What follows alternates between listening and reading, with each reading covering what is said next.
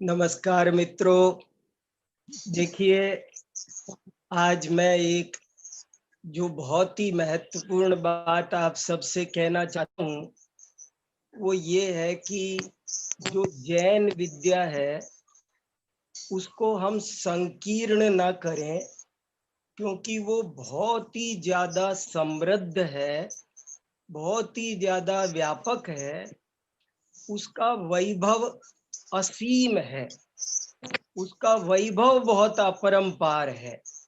हम लोग उस अपरंपार वैभव को स्वयं भी समझें और दूसरों को भी समझाएं, ये मेरा मुख्य प्रयोजन है।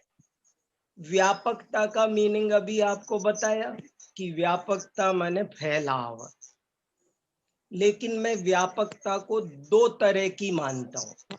व्यापकता दो तरह की होती है, ध्यान से सुनिए। एक व्यापकता का मतलब है क्षेत्रगत व्यापकता और दूसरी व्यापकता है विषयगत व्यापकता।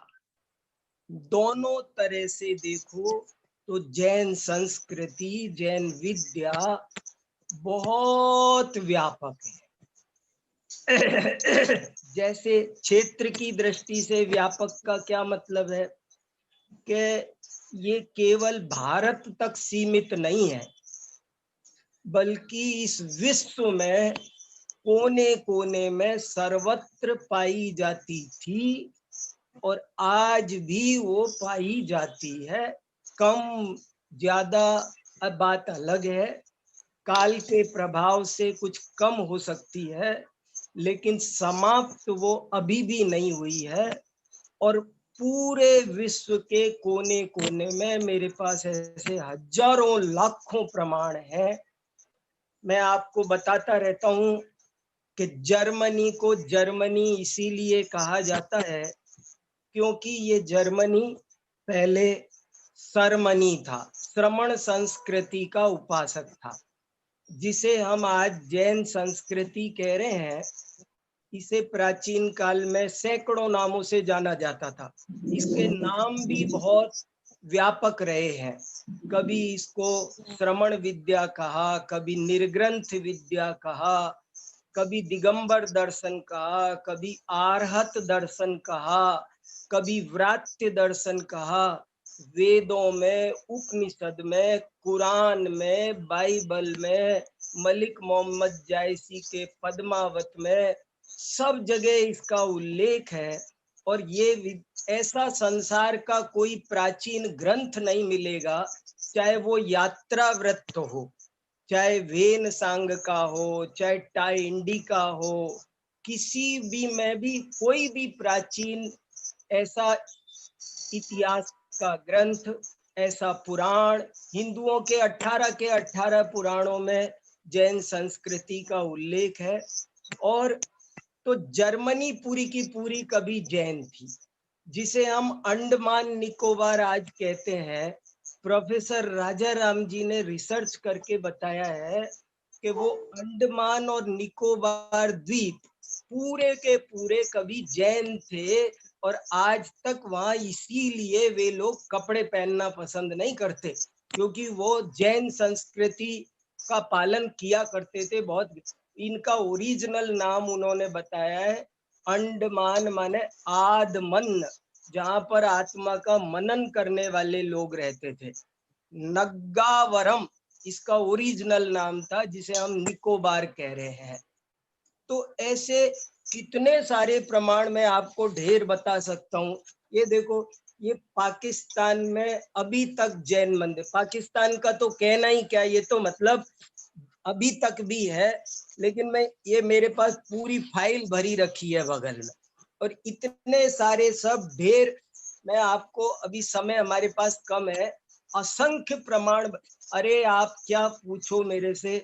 एक बहुत बड़े भाषा वैज्ञानिक ने तो ये लिखा है कि जिसे आप एशिया कहते हो ना, एशिया, तो ये एशिया शब्द का पूरे महाद्वीप का मतलब एशिया इसलिए है क्योंकि यहाँ के लोग हमेशा ऐसी आउसा जपते थे, ऐसी आउसा, ऐसी आउसा, तो नाम पड़ गया एशिया। जैन संस्कृति इस धरती पर सर्वप्रथम ऋषभ देव ही धर्म लेकर आए थे। और सन्मति सूत्र में आचार्य सिद्ध सेन ने एक बात लिखी है कि हे ऋषभ देव, अन्य धर्म दर्शनों में जो कुछ सत्य दिखाई देता है वो आपकी दिव्य ध्वनि रूपी समुद्र से ही उछट कर गई हुई बूंदें हैं। बहुत ही इंपॉर्टेंट है। तो क्षेत्र की दृष्टि से देखो तो जैन दर्शन बहुत व्यापक, जातियों की दृष्टियों से देखो तो दुनिया की सारी शर्मा, यादव, डिमरी, सारी जातियां कभी न कभी जैन संस्कृति से जुड़ती है। इस पर मेरे बहुत सारे लेख हैं, आप उन लेखों को देखेंगे तो सब बातें विस्तार से सब स्पष्ट होती चली जाएगी। एक ये लेख आप सबने पढ़ा ही होगा, एक लेख तो इस नाम से ही है, जैन विद्या की व्यापकता। ये लेख में मैंने एक विषयगत व्यापकता की बात की है। और विषयगत व्यापकता का मतलब ये है, देखो अक्सर क्या होता है कि किसी भी धर्म में धर्म ग्रंथी ज्यादा होते, धर्म करो आत्मा का कल्याण करो। धर्म दर्शन अध्यात्म ये सभी धर्मों में थोड़ा बहुत पाया जाता है, लेकिन जैन विद्या इतनी व्यापक है, इतना उसका वैभव है, विशाल भंडार है उसके पास में, कि उसके पास ज्ञान विज्ञान की ऐसी कोई शाखा नहीं है साहब कि जिसमें वो उसके स्वतंत्र ग्रंथ ना मिलते हों। जरा आप जल्दी जल्दी कुछ नाम सुनिए कि धर्म दर्शन अध्यात्म तो है ही, हमारे यहाँ न्याय, एक न्याय के बहुत बड़े प्रोफेसर यूनिवर्सिटी ने, उन्होंने कहा जैनों के यहाँ न्याय के ग्रंथ है क्या, क्योंकि वो तो न्याय दर्शन वाले हैं, वो सोचते हैं हम ही न्याय के मालिक हैं। और जब मैंने उनको 300 न्याय ग्रंथों की लिस्ट दी तो वो आश्चर्यचकित हो गए, बोले हमने तो सोचा था कि जैनों के पास न्याय कहाँ होगा। लेकिन आप जानते दोनों तरह का न्याय है। एक बैरिस्टर चंपत राय हुए हैं, उन्होंने तो एक किताब लिखी है जैन लॉ। हमारे पास में जैन कानून व्यवस्था भी है। हमारे यहाँ इंद्र नंदी संहिता आदि बहुत सारे महापुराण में कानून व्यवस्था है। और आपको जानकर ताज्जुब होगा कि और धर्मों के कानून में महिलाओं को वो महत्व नहीं दिया। एक बार आप जैन लॉ बैरिस्टर चंपत राय जी की पढ़ेंगे तो आपको पता चलेगा कि जैन लॉ की क्या क्या, मैं एक एक विधा पर एक एक घंटे आपसे बात कर सकता हूँ। अभी तो सिर्फ हिंट देके आपको ये बता रहा हूँ, आपको सिर्फ ये पता चले। देखो मैं ये कहना चाहता हूँ कि जैसे कोई यूनिवर्सिटी होती है कि नहीं, तो यूनिवर्सिटी में जैसे सारे डिपार्टमेंट होते हैं, ऐसे जैन दर्शन में, जैन विद्या में सारे डिपार्टमेंट है। आप जैन विद्या के आधार पर ज्योतिष विभाग चलाओ, आप साहित्य विभाग चलाओ, आप व्याकरण विभाग चलाओ, आप बॉटनी चलाओ, आप फिजिक्स चलाओ, आप केमिस्ट्री चलाओ, आप इकोनॉमिक्स चलाओ, आप अकाउंटेंसी चलाओ, आप मैनेजमेंट चलाओ, आप वास्तु चलाओ, आप मंत्र विद्या चलाओ। आप देखो तो सही, हमारे यहाँ छंद पर सैकड़ों ग्रंथ, हमारे यहाँ अलंकार पर सैकड़ों ग्रंथ, हमारे यहाँ। और उनकी सबसे बड़ा दर्द की बात यह है कि इन चीजों को लोग कंसीडर भी नहीं करते हैं। जब भी यूनिवर्सिटी में पढ़ाया जाता है तो अब जैसे मान लो हमारी यूनिवर्सिटी में ही है, पुराण विभाग है, पुराण डिपार्टमेंट है, लेकिन उस विभाग का नाम तो है पुराण विभाग, और पढ़ाए जाते हैं वैदिक पुराण। अरे भाई, विभाग का नाम वैदिक पुराण थोड़ा ही है, तो पुराण है तो जैन पुराण भी पढ़ो। मैं तो उनकी पुराणों की गोष्ठी में जाता हूँ, और जैन पुराणों का क्या वैशिष्ट है मैं उनको बताता हूँ। मैं उनसे कहता हूँ तुम्हारे पुराण अधूरे हैं। क्यों? रामायण महाभारत अधूरे हैं, पूरे कहाँ हैं? रामचंद्र जी अयोध्या लौटे, रामायण खत्म। महाभारत का युद्ध हुआ, महाभारत खत्म। उसके बाद क्या हुआ? श्री कृष्ण कैसे द्वारिकाधीश बने, 12 साल तक कैसे नेमिनाथ ने वाणी भविष्यवाणी की, और कैसे वो द्वारिका जली, कितने लोग दीक्षा ले गए, सारी अगर आपको पूरी बात समझनी है और ऐसे ही राम के पहले की क्या बातें हैं वो भी सब हमारे यहाँ बहुत बड़ी बात ये है कि हर विषय मिलता है, सब विषय मिलते हैं। और जैन आचार्यों का दृष्टिकोण बहुत अद्भुत है। जैसे यूनिवर्सिटीज में चित्रकला विभाग है, कला के विभाग, तो हमारे यहाँ भी कला है, बहुत गहरी है और हमारे विद्वानों तक को पता नहीं है। ये मेरी पीड़ा है। हमारे यहाँ कला है, देखो चित्रकला, मूर्ति कला। ये आपको 2 मिनट बताऊं कि ये जो चित्रकला, मूर्ति कला है, अगर इसको हम हमारे यहाँ ना माने तो आपको पता चलेगा कि वो तो फिर हमारे एक महापुराण का श्लोक सुनाता हूं आपको। चित्रों का महत्व, चित्रकला का महत्व सुनिए। कहाँ गया ये? चित्रकला का एक महत्व महापुराण में सुनिए। कलानां प्रवरम चित्रम धर्म कामार्थ मोक्षदम मांगल्यम प्रथमम चेतत् गृहे यत्र प्रतिष्ठितम। घर में शुभ चित्र लगाओ तो मंगल होता है। माता के 16 स्वप्न लगाओ, अष्ट प्रातिहार्य लगाओ, इनको मंगल कहा है। और हमारे मित्रों को, विद्वान मित्रों तक को जैन चित्रकला पर किताबें लिखना आना चाहिए, लेख लिखना आना चाहिए, व्याख्यान करना आना चाहिए, लेकिन नहीं आता है। और बल्कि कुछ मित्र तो नहीं हमारे यहाँ ये सब कुछ नहीं है। जबकि चित्रकला ना मानो तो स्थापना निक्षेप नहीं बनता है। मित्रों आप सोचो तो सही। अरे आपको एक गजब की बात बताता हूँ। यदि आप चित्रकला, मूर्ति कला नहीं मानोगे, देखो चित्रकला, मूर्ति कला बल्कि जैन दर्शन की मौलिक विशेषता है। मौलिक, आप सुनो, मैं बहुत खास बात बता रहा हूँ। संसार के किसी भी धर्म संप्रदाय में मूर्ति की व्यवस्था नहीं है। ये स्यादवादियों के यहीं बन सकती है, जैनों के यहीं। देखो मुसलमान मूर्ति नहीं मानते, उनके यहाँ मूर्ति की पूजा को बुत परस्ती कहकर उसकी निंदा की गई है। सिख लोग मूर्ति नहीं मानते, ग्रंथ की पूजा करते हैं। ईसाई लोग मूर्ति नहीं मानते, क्रॉस लगाते हैं चर्च में।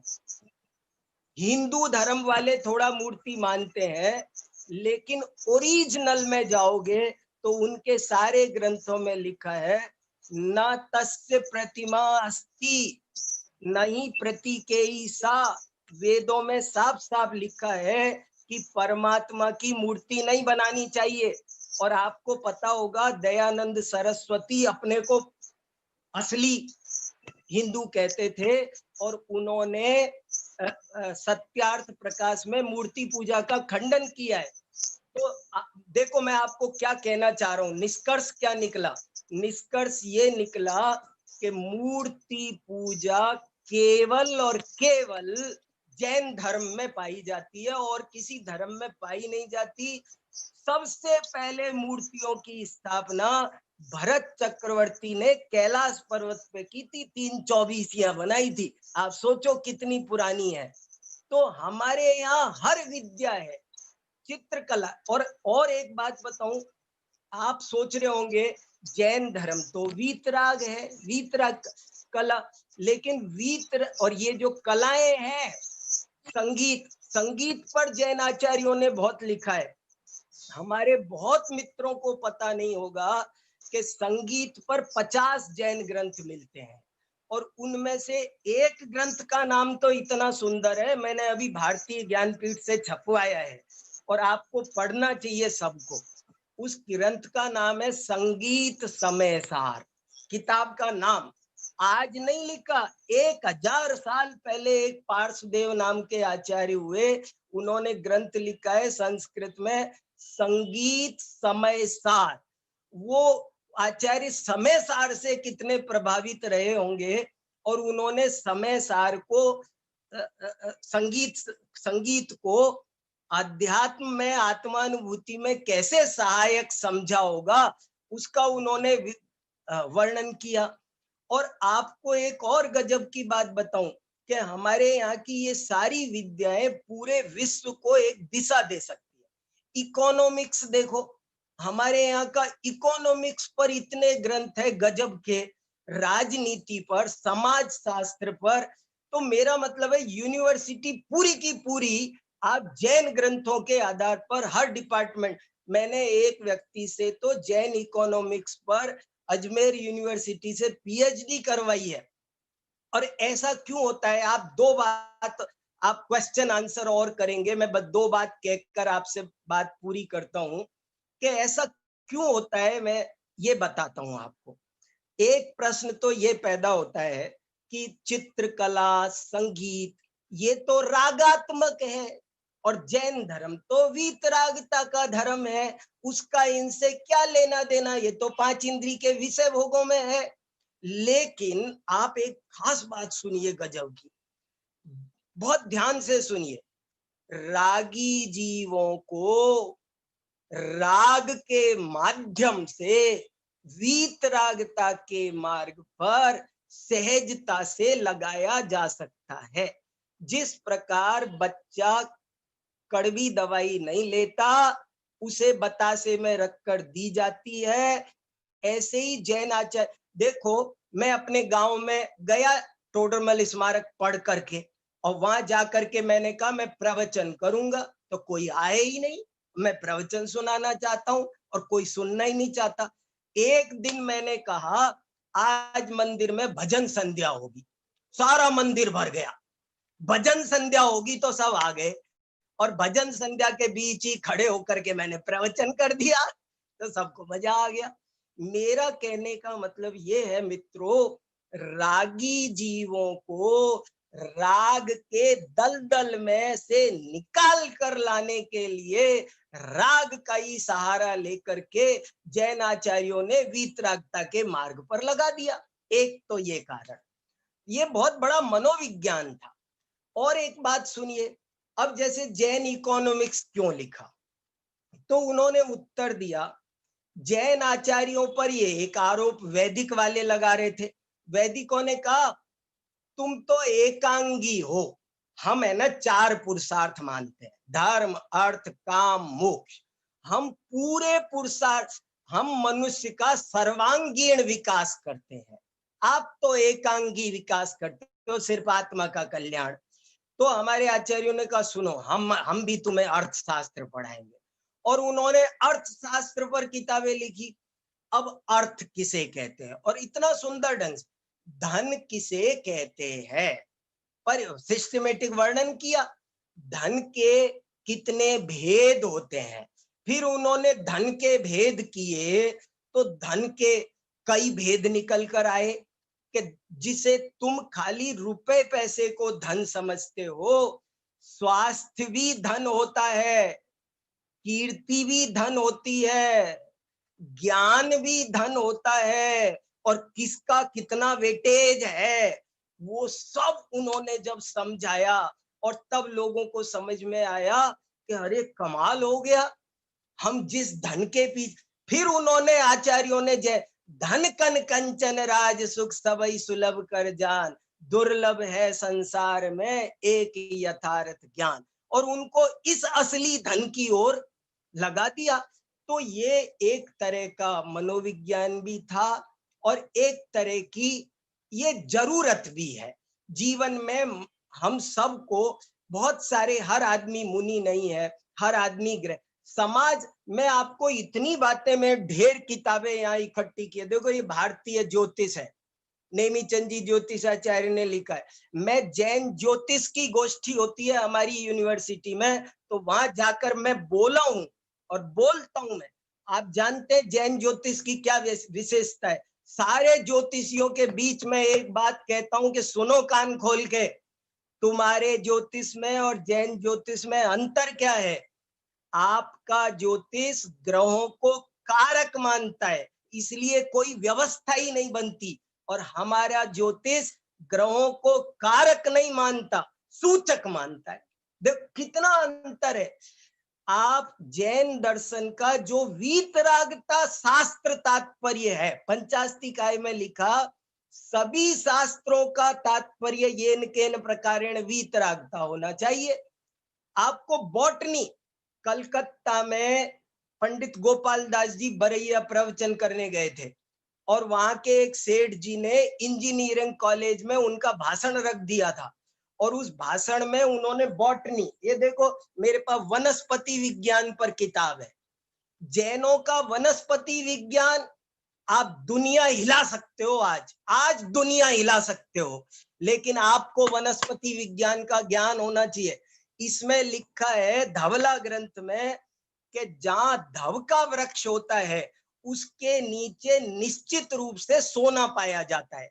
बताओ, धव वृक्ष को सोने से प्रेम होता है, उसकी गहरी परिग्रह संज्ञा है, ये धवला ग्रंथ में लिखा है। मैंने एक दिन आंखों के एक डॉक्टर को सर्वार्थ सिद्धि का प्रकरण दिखाया कि भाई साहब आंखों का प्रकरण पढ़ना, तो निर्वृत्ति उपकरण, निर्वृत्ति में बाह्य निवृत्ति, अभ्यंतर निवृत्ति, उस जमाने में आज से 1500 1700 साल पहले, 2000 साल पहले जैन आचार्यों ने जिस तरह से शरीर विज्ञान का वर्णन किया है वो आश्चर्यजनक है।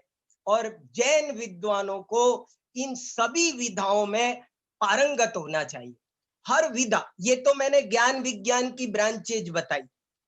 आप जो विधाएं भी चलती है ना, अब जैसे देखो यूनिवर्सिटीज में सूरदास के, मीराबाई के, सबके पद पढ़ाए जाते हैं।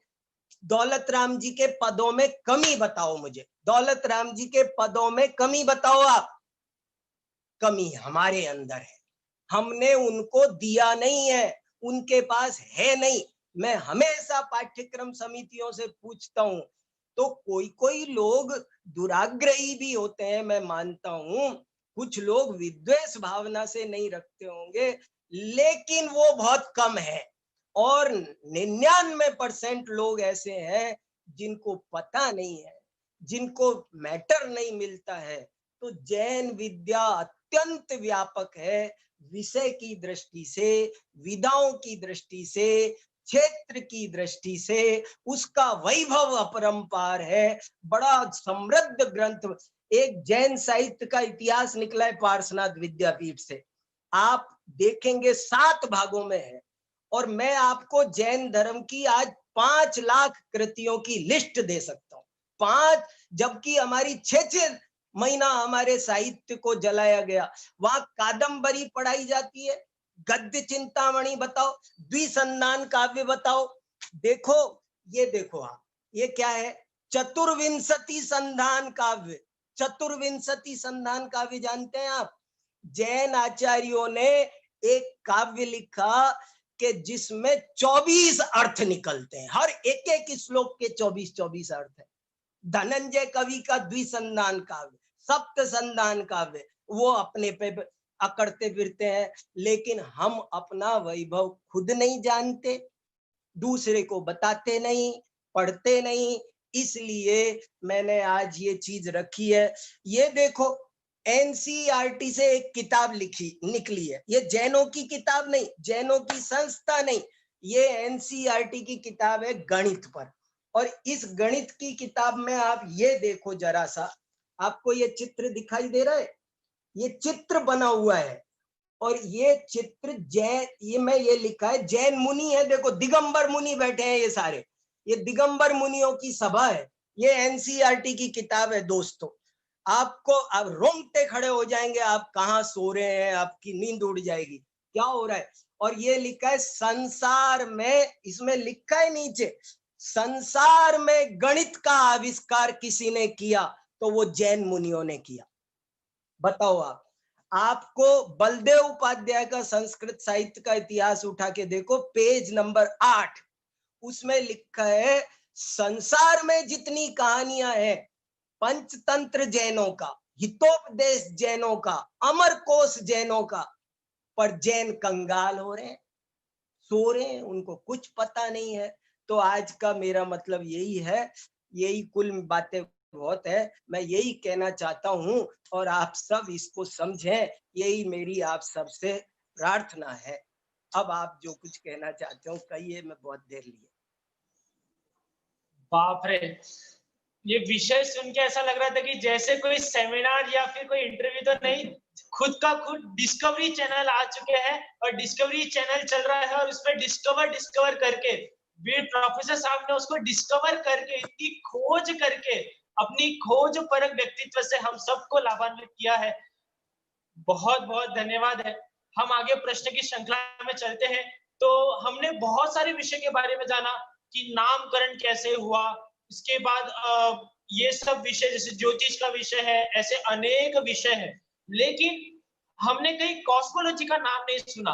क्या हमारे जैन धर्म में अंतरिक्ष से संबंधित कोई ऐसा विधान है? ग्रह के बारे में तो सुना, लेकिन क्या हमारा कोई ऐसा कॉस्मोलॉजी टाइप का जिस विषय को विज्ञान आज अपना मानता है, विज्ञान अपना जानता है, विज्ञान उससे पूरा अपना लेता है? क्या इसके संदर्भ में प्रोफेसर साहब आपके पास कोई उत्तर है? क्या इसके संबंध में आपके पास कोई कॉस्मोलॉजी को समझाने का कोई ग्रंथ अपने जैन धर्म में पाया जाता है?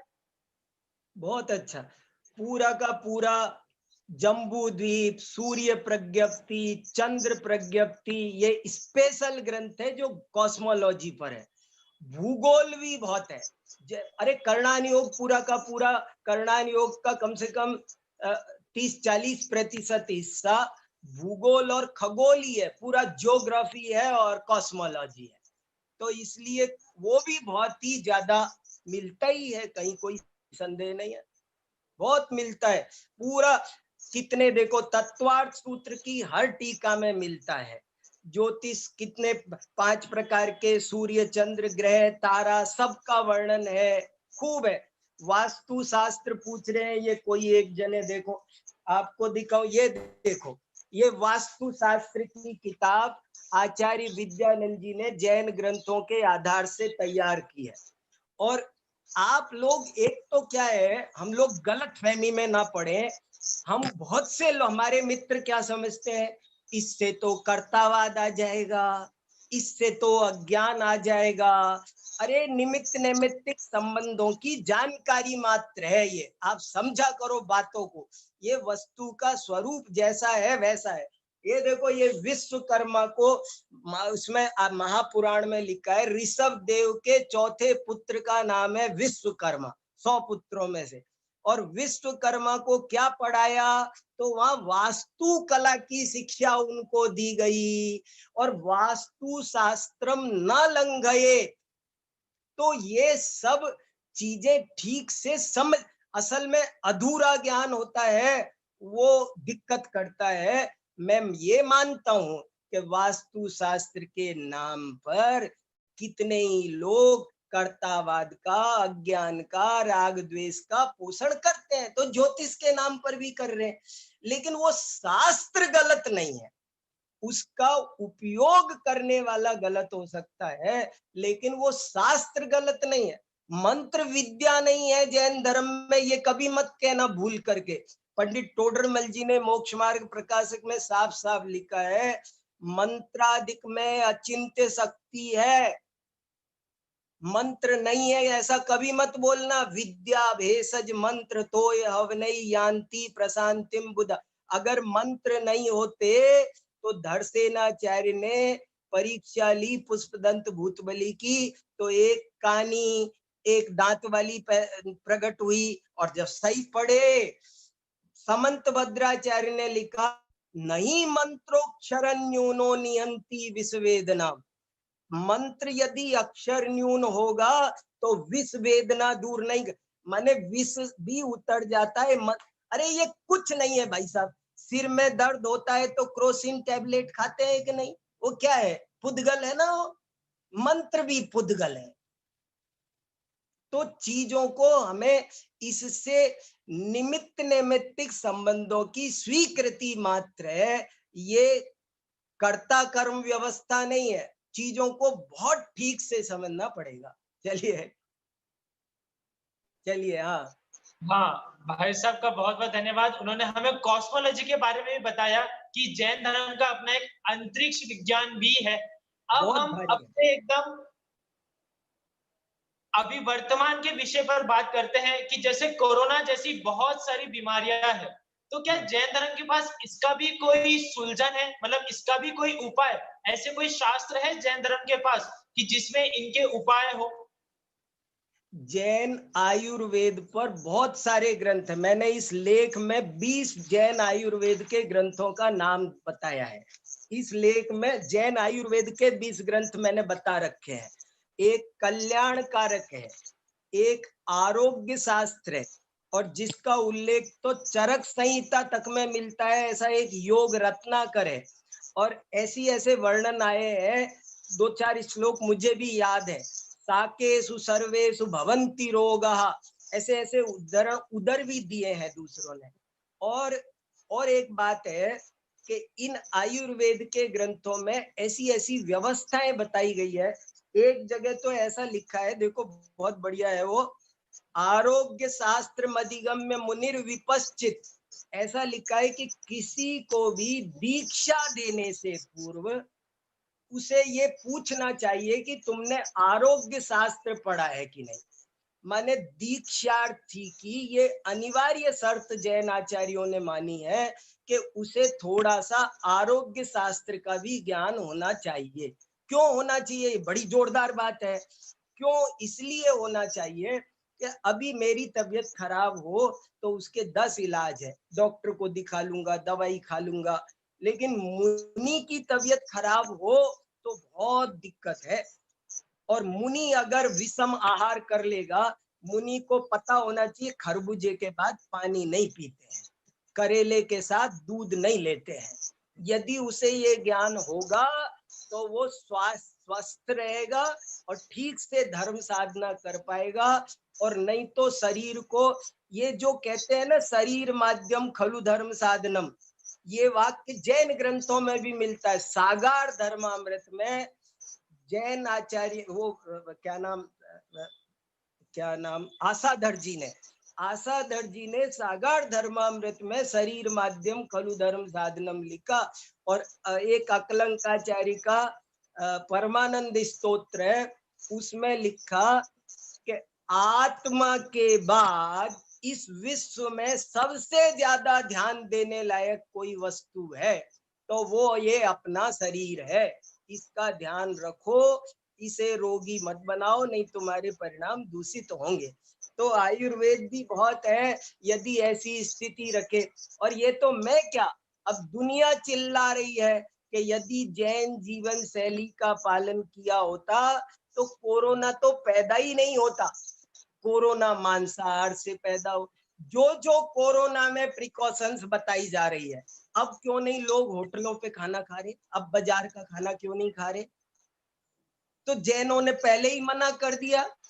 तो सारी व्यवस्थाएं जो कोरोना की कह रहे हैं वो सब पहले से है हमारे यहाँ। सब कहा पहले ही से 6 डाला में लिखा कि कहीं पर भी ग्राम ताऊ में, फिर ग्राम गली गृह बाग बजारा, फालतू कहीं मत जाओ, सब विविक्त सही करो।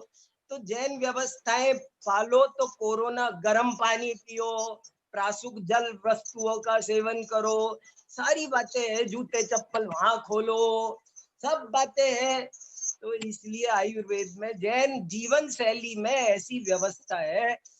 विश्व स्वास्थ्य संगठन के एक बहुत बड़े मेंबर का एक दिन इंटरव्यू था और उसने ये बात कही थी कि जैन जीवन शैली को यदि अपनाया जाए तो कभी जीवन में किसी को एक टैबलेट खाने की जरूरत ना पड़े। मैं इतना जानता हूँ। चलिए, बहुत बहुत बहुत आनंद आ रहा है इस इंटरव्यू को लेते हुए कि भाई साहब ने इतना सुंदर तरीके से हर एक पलड़े को, मतलब जैन धर्म के हर एक पहलू को खोल खोल के रख दिया है। और एक बहुत ही खुशखबरी हमारे वहां से आई है कि इस इंटरव्यू को हमारे जो भाई साहब प्रोफेसर साहब है, उनके भी गुरु, विश्व प्रख्यात, ठीक है, विद्वान डॉक्टर हुकुमचंद जी भारिल साहब भी इस इंटरव्यू को देख रहे हैं, साक्षात्कार ले रहे हैं, इसको सामने सामने देखिए, आप सबके सामने आ गए हैं। हम उनका भी जोरदार तालियां बजाकर धन्यवाद देते हैं कि आदरणीय दादा हम सभी विद्यार्थियों को सुन रहे हैं। आदरणीय दादा का बहुत बहुत धन्यवाद, उनका प्रणाम ऐसा दादा, आशीर्वाद हम पर सदा बने रहे। प्रणाम हम दादा, प्रणाम। हाँ, दादा से भी कुछ बुलवाओ। अच्छा बोला भैया, बहुत अच्छा बोला। बोल दो दादा, आवाज तब गई नहीं, तब बोल। वो आप जो बोल रहे हैं ना, बोल दो, आवाज तब गई नहीं। सब बहुत अच्छा बोला है वीर सागर, बहुत बहुत बढ़िया बोला।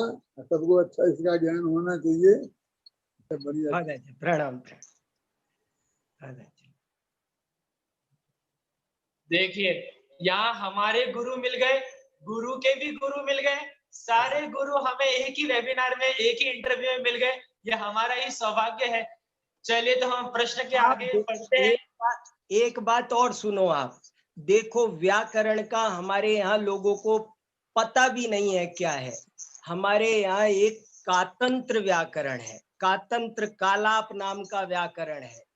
और कातंत्र कालाप व्याकरण के बारे में अष्टाध्यायी की टीका में पाणिनि ने लिखी अष्टाध्यायी, और अष्टाध्यायी की टीका लिखी है पतंजलि ने। पतंजलि महाभाष्य चलता है, और आज वही हर यूनिवर्सिटी में व्याकरण, आप हर संस्कृत डिपार्टमेंट में आजकल अष्टाध्यायी, लघु सिद्धांत कौमुदी वही पढ़ाई जाती है।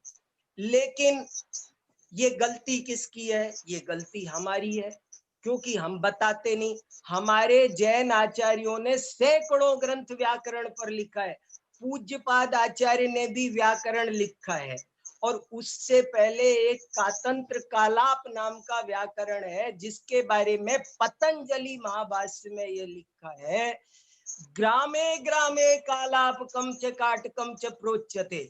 बोले गली गली में, ग्राम का मतलब गली होती है, गली गली में कातंत्र पढ़ाया जा रहा है। कमाल की बात है। आप अभी भी सर्वार्थ सिद्धि राजवार्तिक उठाओ, जगह जगह उद्धरण में प्रमाण के रूप में कातंत्र के सूत्र दे रखे हैं। सब आचार्यों ने कातंत्र पढ़ा था, और उस समय पूरे दुनिया में उसकी 150 टीकाएं अफगानिस्तान, भूटान तक में मिलती है, तिब्बत में मिलती है, अभी तक मिलती है, वहां पढ़ाया जाता है। सारनाथ यूनिवर्सिटी में कच्चायन करके उसको पढ़ाया जा रहा है। तो हमारा व्याकरण और इतना सिंपल है, उसका नाम है मुष्टि व्याकरण। देखो जैन आचार्यों के का जो दृष्टिकोण है ना, वो परसेप्शन जो है, वो आप दुनिया को बताओ, दुनिया रीझ जाएगी, लट्टू हो जाएगी। हमारा परसेप्शन ऐसा है कि सादा जीवन, उच्च विचार। हम थोड़े में बहुत काम करना पसंद करते हैं। हम ज्यादा बहुआरंभ परिग्रह की पॉलिसी हमारे जैन आचार्यों की नहीं है। हर काम को काम भी बढ़िया हो जाए और कम में हो जाए। तो कैसे, मैं एक दृष्टांत देता हूं। कातंत्र व्याकरण में एक सूत्र है विरामे वा। विरामे वा, इस सूत्र का मतलब ये है कि वाक्य का जब विराम हो तब भी आप अनुस्वार का प्रयोग करो, अनुनासिक ध्वनि मत लिखो। लिखते हैं ना जैसे रामम, तो अंत में मैं लगाते हैं। तो जैन आचार्य कहते हैं कि नहीं, आप आगे मैं मत लगाओ।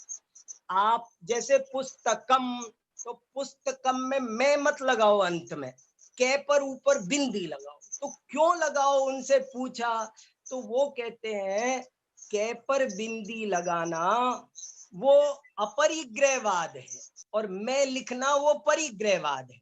अगर आप ऊपर बिंदी लगाओगे तो कागज कम, समय कम, शक्ति कम, जगह, ये अगर आपने पूरी पुस्तक में ये काम कर दिया, मान लो मेरी 500 पेज की किताब है और उसमें मैंने ये बात ध्यान में रखी, तो मेरे 5-10 पेज बच जाएंगे। और 1000 किताबें, 1000 कॉपी उसकी छपी है, तो 5000 पेज बचेंगे। और वो पेज, कागज किससे बनता है? पेड़ों से। तो जैनों का दृष्टिकोण ऐसा है जिसमें आत्मा का भला, समाज का भला, विश्व का भला, पर्यावरण का भला। अगर जैनों के दृष्टिकोण को बड़ा सिंपल होता है। ये एक जैन वैयाकरण की एक घटना 2 मिनट की आपको बताता हूं, आपको जैनों का दृष्टिकोण पता चलेगा। और आप अगर इसको समझेंगे और दुनिया को समझाएंगे तो दुनिया रीझ जाएगी आप पर। देखो क्या होता है, एक बार एक बहुत बड़े जैन मुनि महाराज कर्णान योग के एक नगर में आए। उस नगर में एक गणित के बहुत बड़े प्रोफेसर थे। तो वो प्रोफेसर अपने को बहुत बड़ा गणितज्ञ मानते थे, लेकिन अब ये महाराज आए तो इनकी कीर्ति गणितज्ञ पर बहुत फैल गई। तो वो जल करके एक दिन उनके पास जाता है, महाराज के पास, कि महाराज आज शास्त्रार्थ हो जाए कि बड़ा गणितज्ञ कौन है, आप की मैं। तो पहले महाराज ने कहा, अरे भैया वाद विवाद मत करो, कसाई बढ़ती है, तुम बहुत बड़े गणितज्ञ हो, यूनिवर्सिटी में प्रोफेसर हो, हम तुमसे कहाँ लड़ सकते हैं, हमने माना तुम बड़े हो, खुश रहो, हमारा आशीर्वाद है और तरक्की करो, शुभकामनाएं हैं, खूब करो।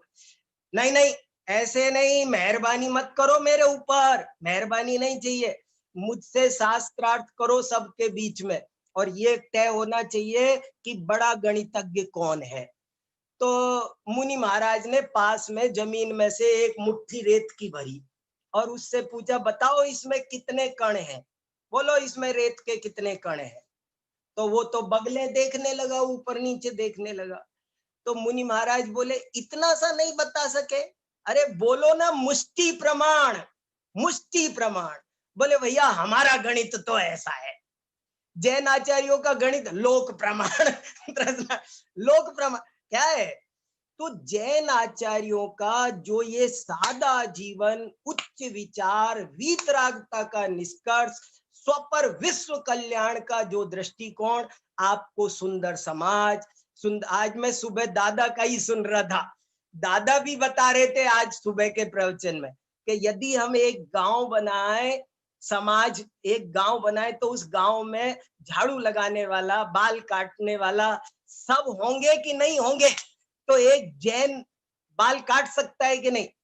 तो जैन आचार्यों ने भी इसी तरह जीवन की सर्वांगीणता को छूते हुए हर विषय पर अपरंपार ग्रंथ रखे, लिखे, और हमको उन सबको ठीक से समझना है, यही मेरा उद्देश्य है। कहिए आगे कुछ। हाँ, क्या आगे प्रश्न? चलिए, तो हमारे जैनाचार्यों का इतना परम उपकार है हम पर कि उन्होंने जैन धर्म को अगाध लिख कर रखा है। 6 माह तक होली जली जिनवाणी की, लेकिन उसके बाद भी इतनी सारी जिनवाणियां हमारे पास उपलब्ध है, बस पढ़ने वालों की देर है, बात सभी के सामने है, समझने वालों की देर है। चलिए, हम अब आपको भी मौका देना चाहते हैं कि यदि आप में से कोई प्रश्न करना चाहे तो हमारे ऑडियंस में से भी आप प्रश्न कर सकते हैं। आपको बस अपना जो प्रश्न है वो चैट में लिखना है और हम चैट में से आपके एक एक प्रश्न करते हुए लेते जाएंगे, और जो सबसे अच्छे प्रश्न होंगे हम उन्हें रखेंगे, और साथ ही में जो अन्य प्रश्न भी होंगे उसे आप पुनः हमारे प्रोफेसर साहब से खुल के उनके ऊपर व्हाट्सएप करके उनके प्रश्न लेकर आप जान सकते हैं, आप समझ सकते हैं। बहुत सुंदर तरीका उनका समझाने का, प्रिय तरीका है, सबसे प्रिय तरीका। चलिए, तो आगे हमारा प्रश्न की श्रृंखला बढ़ती है। इसके बाद हम ऑडियंस के भी प्रश्न लेंगे कि प्रोफेसर साहब, आपने इतना सब कुछ तो बताया, लेकिन अब व्यापकता को तो हमने समझ लिया, अब ये व्यापकता हम जन जन तक कैसे पहुंचाए? अब मेरे ख्याल से या हम सभी के हिसाब से ऑनलाइन एक माध्यम हो सकता है जिसको जन जन तक पहुंचाए, लेकिन ऑनलाइन के थ्रू कैसे हम गतिविधि कर सकते हैं? यदि इस बात पे भी आप थोड़ा सा प्रकाश डाल दें तो बढ़िया रहेगा। बहुत बढ़िया, बहुत बढ़िया। देखो, मैं हमेशा कहता रहता हूँ कि जैन दर्शन की ऐसी कुछ प्रकृति है कि वो हर परिस्थिति में अपडेट दिखाई देता है, बहुत अपडेट कभी भी कोई परिस्थिति, क्योंकि ये रिजिड नहीं है, इसके यहाँ कोई ऐसी कट्टरता नहीं है कि ऐसा ही होना चाहिए। तो और आज का समय तो बहुत ही वैज्ञानिक है। आज तो मैं ये बात इसलिए भी आज आप सबके बीच लेकर आया हूं कि आज तो हम बहुत काम कर सकते हैं। देखो, 2-3 वजह से। एक वजह तो ये है कि आज जो साधन फैल गए, पहले एक पोस्ट कार्ड लिखते थे, 15 टोडरमल जी साहब के पास में एक चिट्ठी मुल्तान से आती थी, 6 महीने में उसका जवाब पहुंचता था, और आज आप अब भी लिखो 6 सेकंड भी नहीं लगेंगे कि अमेरिका, कैलिफोर्निया, शिकागो, न्यूयॉर्क, सारी दुनिया में फैल सकती है। एक कारण, इसलिए आप बहुत काम कर सकते हैं। और ये तो छोड़ो, इससे इंपॉर्टेंट कारण सुनो आप, ये तो कोई बात नहीं, ये तो मीडिया है। पहले जमाना एक फोटोकॉपी नहीं मिलती थी। महेंद्र कुमार न्यायाचार्य जी कमर तोड़ तोड़ कर मर गए। जिनेंद्र वर्णी जी ने कैसे कैसे काम किया है। आज हमारे पास कितनी इंटरनेट की सुविधा हो गई। तो एक तो मीडिया बहुत हमारा साथ दे रहा है। दूसरी बड़ी बात यह है, लोगों का चिंतन बदल गया है दोस्तों। लोगों का चिंतन बदल गया है। पहले जैसा दुराग्रह, पहले जैसी कट्टरता, पहले ऐसा था, हस्तिना ताड़मानोपी न गच्छेत जैन मंदिरम, हाथी के पैर के नीचे दब के मर जाओ पर जैन मंदिर मत जाओ। लेकिन आज कोई बेटा किसी बाप की ये बात सुनने तैयार नहीं है कि बेटा तू अपने धर्म को ही पढ़ना, दूसरे धर्म को मत पढ़ना। सब बच्चे ओपन माइंडेड हो गए, बहुत साइंटिफिक हो गए, और सब मेरे पास रोज आते हैं। ईरान से प्रोफेसर आए, 4 प्रोफेसर, और उनको मैंने जैन धर्म पढ़ाया। 2 दिन पढ़े और जाने के बाद में मुझे कह के गए, कार्ड दे के गए अपना विजिटिंग, कि हम जाकर जैन धर्म पर एक किताब लिखेंगे। जैन धर्म पर एक किताब लिखेंगे ईरान के प्रोफेसर। आप जानते होंगे रसिया में मॉस्को यूनिवर्सिटी में प्रोफेसर है नातालिया जेलेजेनोवा।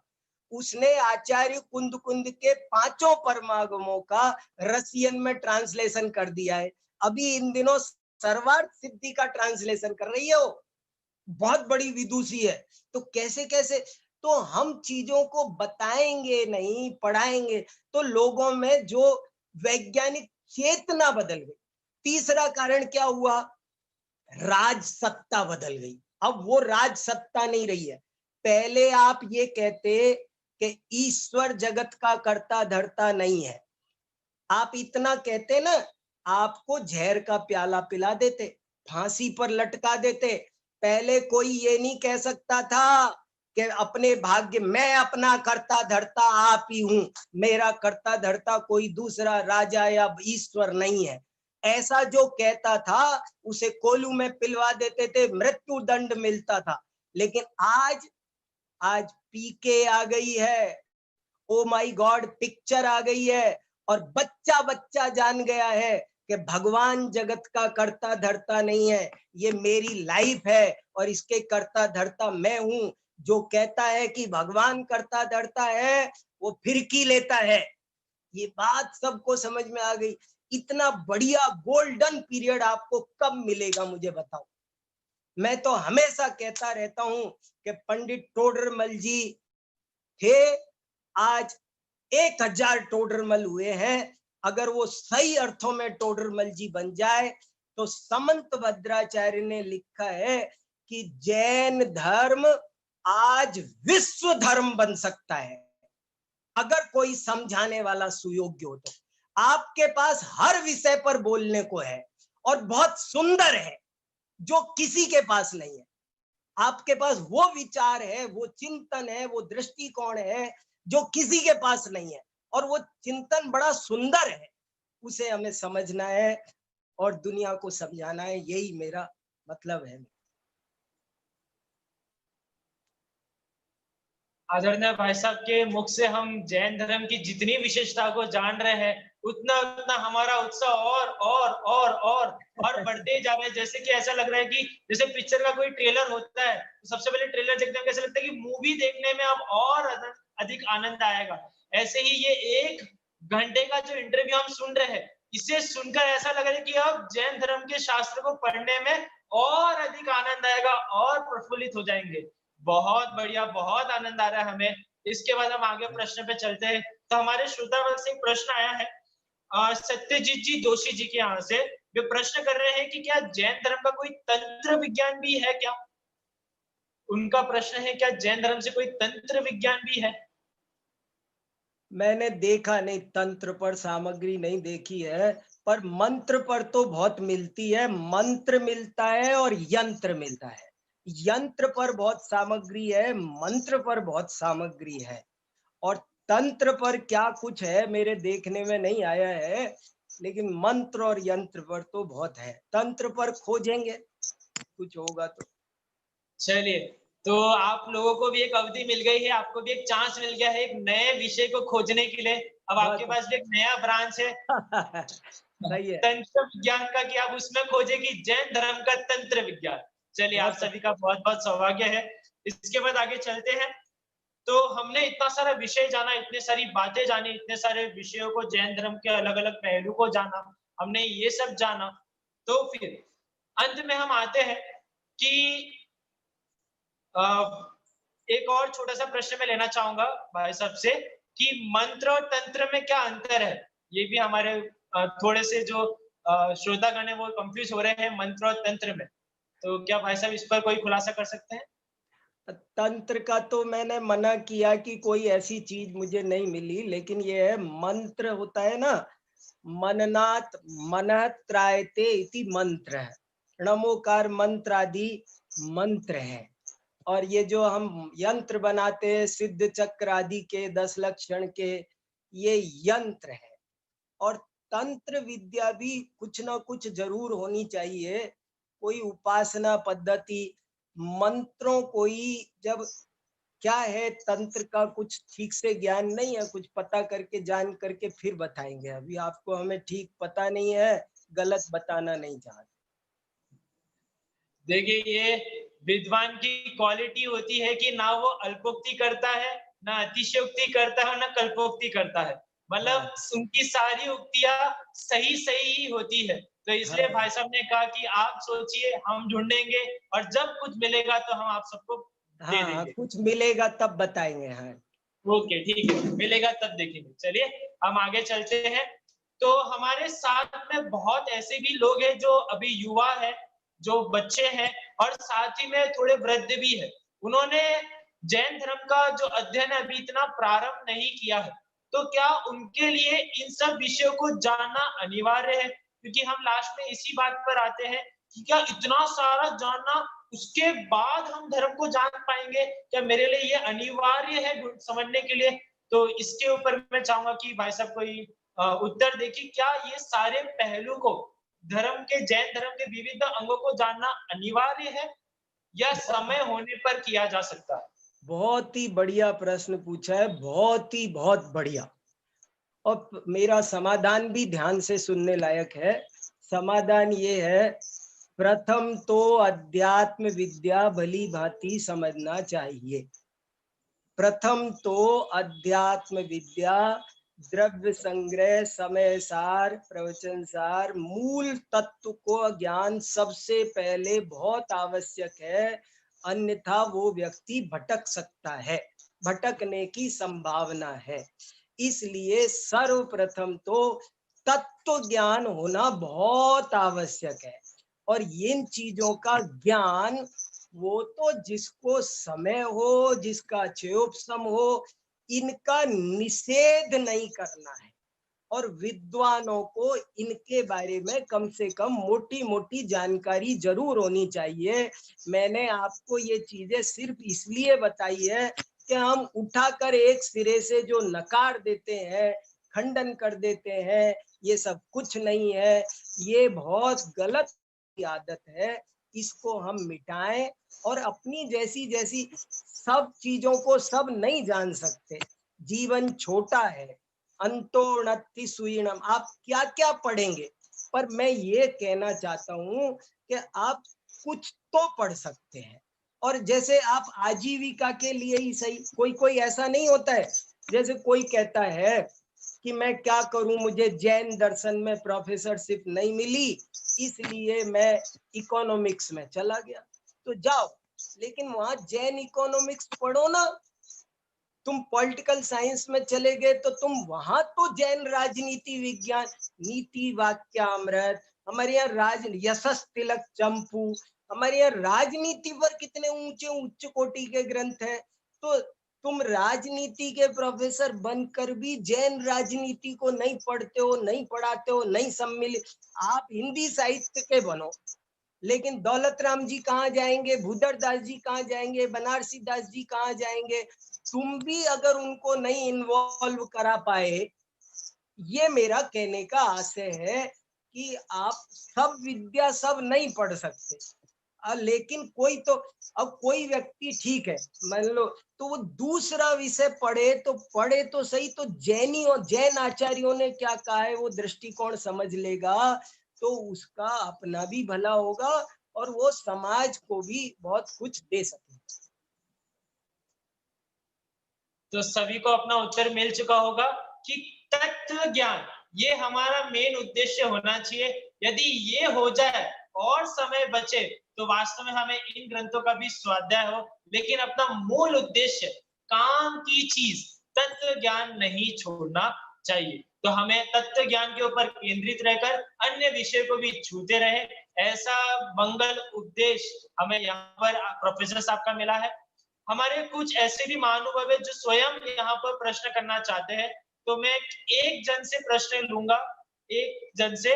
आकाश जी, एक डिवाइस का नाम है रेडमी और बहुत बड़ा नाम है, तो आप उन्हें स्पॉटलाइट पे ला सकते हैं। वो अनेक बार उन्होंने अपना रेज हैंड किया है, शायद उन्हें प्रश्न है। हाँ जी, पूछ सकते हैं आप। हाँ, अपना अनम्यूट करिए। हाँ, बहुत बड़ा नाम है उनका डिवाइस का। अनम्यूट करिए अपने आप को।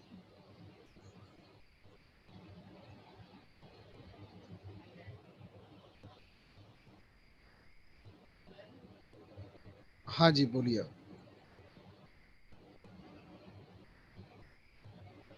उनका अनम्यूट नहीं हो पा रहा है विनय जी, दूसरे किसी से पूछ। दूसरे किसी से पूछे? चलिए, दूसरे जो है रेज हैंड कर रहे हैं वो है संभव जैन।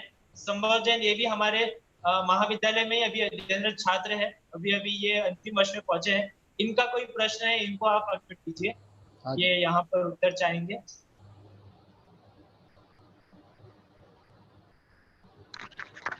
हेलो। हाँ जी, बोलिए संभव जी। भाई साहब, एक प्रश्न था कि हम लौकिक न्याय जो हमारा लॉ चलता है, हम उससे वैसा न्याय तो करते हैं, मतलब लोक में जो न्याय चलता है, क्या जैन न्याय ग्रंथों से भी हम अपना न्याय कर सकते हैं?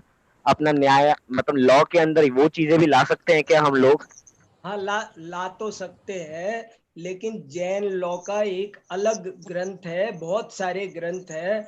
मैंने कहा ना, एक बैरिस्टर चंपत राय जी की पुस्तक है जैन लॉ, आप उसको पढ़ लो। देखो, मैं एक बात बता देता हूँ आपने को, जैन लॉ की विशेषता सुनो आप, कि जैसे जैन कानून में ये लिखा है, आप इसको सुप्रीम कोर्ट को दे सकते हैं, तो जैन घर में कोई झगड़ा हो तो उसका सुलटारा जैन लॉ से होता है। जैसे मुस्लिम पर्सनल लॉ बोर्ड चलता है और उस मुस्लिम समाज के परिवार के झगड़ों का फैसला उस मुस्लिम पर्सनल लॉ बोर्ड से दिया जाता है, ऐसे ही जैनों की व्यवस्था भी कुछ है। क्या व्यवस्था है? देखो कि ऐसा होता है कि यदि किसी व्यक्ति की पत्नी, मान लो कोई आदमी मर गया, तो अब उसकी प्रॉपर्टी का उत्तराधिकारी कौन होगा, ये एक प्रश्न है। तो और लोग तो कहते हैं, जैसे वैदिक लॉ कहता है, न स्त्रीसु स्वातंत्र्यम अर्हति, स्त्रियों को तो स्वतंत्रता नहीं देनी चाहिए, बचपन में पिता के अधीन, युवावस्था में पति के अधीन, वृद्धावस्था में पुत्र के अधीन, ऐसा वहां पर नारी को पराधीन माना। आप दुनिया को बता सकते हो जैन धर्म कितना उच्च कोटि का नारीवादी है। जैसे मान लो मेरी मृत्यु होती है तो उसका, मेरी सारी प्रॉपर्टी का उत्तराधिकार मेरी पत्नी को है, पहले मेरा जवान बेटा होगा उसको नहीं है। देखो कि वहां तो कहते हैं कि नहीं, जवान बेटा है वो उत्तराधिकारी है, अब उसको बना देते हैं, फिर माँ को लात पड़ती है, माँ को घर से बाहर निकालते हैं। आज घर घर में ये हो रहा है कि नहीं, उसको घर से बाहर निकाला जाता है। माँ की, वृद्धाओं की दुर्दशा देख लो आप, रोज अखबारों में वृद्धाश्रम में भेज देते हैं। लेकिन मेरी मृत्यु के बाद में मेरे घर की सब प्रॉपर्टी की मालिक पत्नी होगी मेरी, और वो बच्चे को कह सकती है, तू घर से बाहर निकल जा, मैं मालिक हूं, वो चाहे तो उसे दे। तो स्त्रियों को कितना महत्व जैन लॉ में दिया गया है, ये आप पढ़ोगे तो आपको ऐसी बहुत सारी बातें हैं। कभी एक दिन 1 घंटा जैन लॉ पर बात करें तो आपको पता, हमने एक जैन पर्सनल लॉ बोर्ड भी बनाया है और उसकी एप्लीकेशन भी कोर्ट में भिजवाई है, उसके लेटर पैड हमारे पास में है, सब कुछ है, कुछ कुछ कोशिशें तो की है। लेकिन देखो, एक बात मैं फिर कह देता हूं बहुत ध्यान रखो। पंडित टोडरमल जी साहब ने ये साफ साफ, अरे न्याय व्याकरण में भी ज्यादा मत उलझो, ये मनुष्य जीवन छोटा सा है, जन्म मरण के अभाव की कला सीखने के लिए, आत्मानुभूति करने के लिए मिला है, और ये सब विद्याएं तो हमने जन्म जन्म में बहुत सीखी है, इनमें कुछ दम नहीं है। ऐसे करके अध्यात्म विद्या को, स्वपर भेद विज्ञान को, तत्व ज्ञान को ही जीवन का एक एक क्षण समर्पित कर देना चाहिए, इनमें ज्यादा उलझना नहीं चाहिए। लेकिन आपको पता तो होना चाहिए ना, आप तो विद्वान हो ना। मैं तो सब महाविद्यालय के विद्यार्थियों के लिए ये बातें कह रहा हूँ कि ये विद्यार्थियों को तो पता होना चाहिए ना कि क्या क्या वैभव है हमारा। जिन्हें जैन विद्या का वैभव तो पता हो कि ये वैभव है, हम कितना कर पाए ना कर पाए, क्या है क्या नहीं है, उसका खंडन नहीं करेंगे, उसके बारे में भ्रांति नहीं पालेंगे, दूसरों को भ्रमित नहीं होने देंगे। इसलिए आपको एक छोटी सी झलक दिखाई है दोस्तों, बस। चलिए, तो संभव जी को भी अपना उत्तर मिल गया होगा। तो ऐसे ही अनेक प्रश्न हैं, हम अगर आप उसका उत्तर चाहते हैं तो हम हमारे ऑडियंस से, प्रोफेसर हमारे ऑडियंस से बहुत लोगों ने ऐसा कहा है कि हमें एक बार और एक बार आपके बारे में आपके मुख से और इसको और विस्तृत रूप से हर एक विषय के ऊपर एक एक लेक्चर रख दो हमारा, तो हमको बहुत आनंद होगा। तो हम इसका भी प्रयास आगे करने वाले हैं। उनकी जैसी स्वीकृति होगी, वो जैसा हमें समय देंगे, हम जरूर रखने की पूरी कोशिश करेंगे। आप सबका बहुत बहुत धन्यवाद, आपने इस इंटरव्यू को सुना और इसे बहुत ध्यान से सुना, क्योंकि पूरा इंटरव्यू होने के एंड में भाई साहब ने इसी बात पर सबसे अधिक बल दिया कि तत्व ज्ञान ही मुख्य है और इसके बाद अन्य ज्ञान। सा विद्या या विमुक्त है, हमारे ही सा विद्या विमुक्त है। आपने मोटो हर जगह देखा होगा, मोस्ट ऑफ जहां एजुकेशन इंस्टीट्यूशन होते हैं, जहां पर विद्याएं पढ़ाई जाती है, वहां लिखा होता है कि सा विद्या विमुक्त है। मेरा तो सौभाग्य है कि मेरे स्कूल में, कॉलेज में, मैंने जहां से शास्त्र की, वहां दोनों जगह ये लिखा था। तो लेकिन इसका वास्तविक अर्थ तो मुझे शास्त्री बनकर पता चला कि विद्या वही है जो विमुक्त कराए, और आपके पास जैन विद्या है तो आपको मुक्त होने में कोई बाधा नहीं है। आपको मुक्ति का मार्ग बताने वाली ये जैन विद्या अवश्य है। हमारा समय समाप्त हो रहा है। भाई साहब, ऐसा भी एक प्रश्न आया है कि आपके जो लेख है, आपके जो पुस्तकें हैं, वो हम कहाँ से प्राप्त कर सकते हैं? विनय जी, मैंने अभी चैट बॉक्स में एक लिंक डाला है, उस लिंक से आप जितने भी भाई साहब के ग्रंथ अथवा लेख उपलब्ध है वो उस पर अपलोड है, तो आप वहां से प्राप्त कर सकते हैं। चलिए, आप देख सकते हैं आपके चैट बॉक्स में कि जिनेश जी से भाई साहब, ये भी हमारे शास्त्रीय विद्वान हैं, इन्होंने आपको वहां पर लिंक दे दी है। तो आप उसमें लिंक को क्लिक करके आपको जितने भी भाई साहब के विषय के लेख जितने भी पढ़ने हैं, तो आप उसको पढ़ सकते हैं। बहुत सुंदर लेख, आप आनंद ले सकते हैं। एक लास्ट प्रश्न भाई साहब, एक लास्ट प्रश्न। हाँ बोलिए। प्रश्न इस प्रकार है, बोलिए। एक जन ने प्रश्न किया है, दिगंबर ग्रंथों को श्वेतांबरों में कन्वर्ट किया जा रहा है, इसका क्या करें? साहब, जब हम सोएंगे तो कोई लूट के ही ले जाएगा। सोने वाले का क्या होता है? जो सोता है सो खोता है। हमारी चीजें सब छिनती जा रही है, हमारी तीर्थ छिन रहे हैं, हमारी किताबें छिन रही है, क्योंकि हम आज का ये इंटरव्यू, ये व्याख्यान इसीलिए तो मैंने रखा है कि आप जाग जाओ, अपनी चीजों को संभालो, अपनी विरासत को संभालो, सुंदर लाइब्रेरी बनाओ, हमारे सब ग्रंथों, कौन ग्रंथ हमारा है ये याद रखो, नहीं तो पता ही नहीं चलेगा आपको ये ग्रंथ किसका है। इसलिए संभालना ही एकमात्र उपाय है, और कोई उपाय नहीं है। नहीं संभालोगे तो सब छिन जाएंगे। चलिए, तो जब जागे तभी सवेरा। आप जाग जाइए, जैन धर्म को व्यापक बना लीजिए। जैन धर्म को आप अपने पर्सनली बेसिस पे और सोशली बेसिस पे हर तरह से इसको व्यापक बना सकते हैं। अपने इंटरव्यू में बहुत सारे आपने वहां पर भाई साहब ने आपको बताया है कि ऐसे ऐसे मेजर्स लेकर हम इसको ऑनलाइन के थ्रू एक यूनिवर्सिटी खोलकर अनेक अनेक विषयों के विद्वानों को तैयार करके और उन्हें शास्त्री बनाकर हम इन विषयों को और अधिक से अधिक फैला सकते हैं। मैं समय पर ही फिर भी हमारा समय 5 मिनट ऊपर हो चुका है।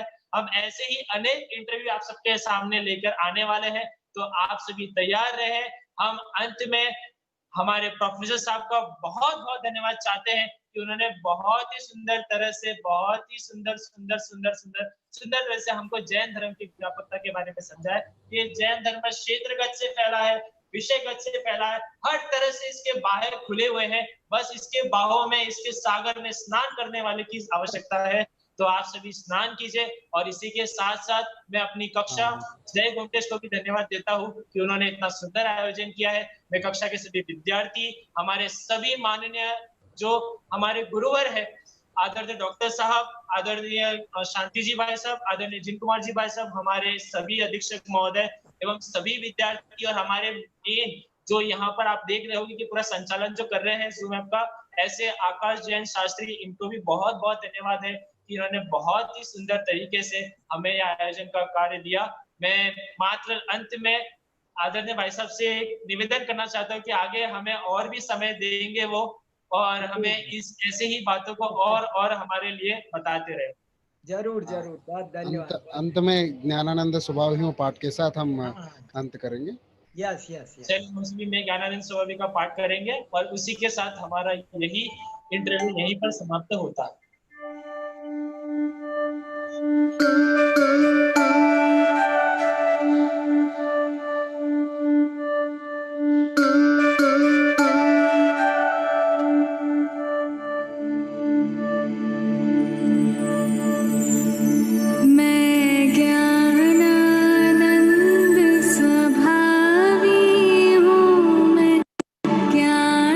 ज्ञानानंद स्वभावी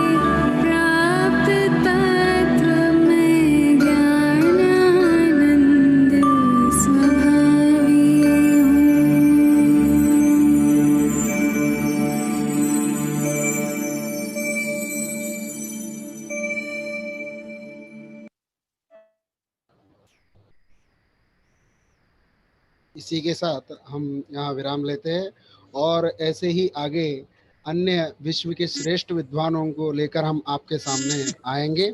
सभी को जय जिनेंद्र।